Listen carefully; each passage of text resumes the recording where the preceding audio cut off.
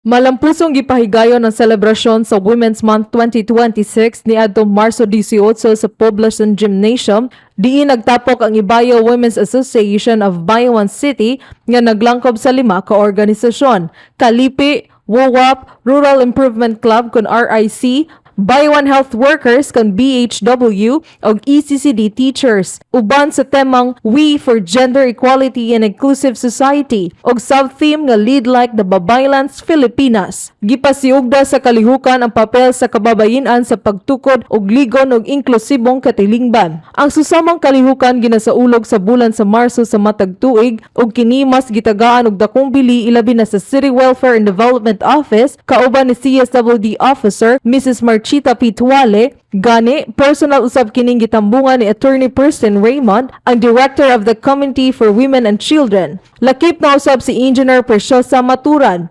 Nagpakita usab sa iyang dakong pagtagad sa mga kababayen-an si Vice Mayor Rusmar Ayan Tihing, kauban si Consehal F. Leda Rinasya. Gipasiugda sa mga mensahe sa mga dinapit nga opisyal ug mamumulong nga ang kababayen-an adunay dakong papel dili lamang sa panimalay kundi usab sa komunidad ug sa lain-laing sektor.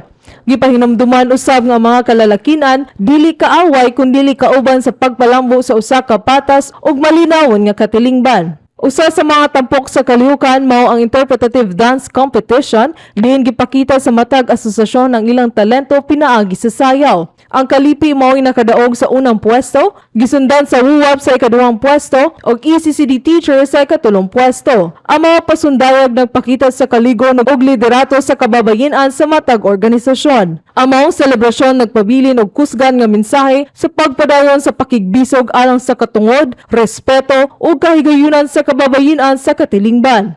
Gikan sa Media Bureau, kini si Jonah May Bagaan, Ibayo Bayawan, kita ang Bayawan.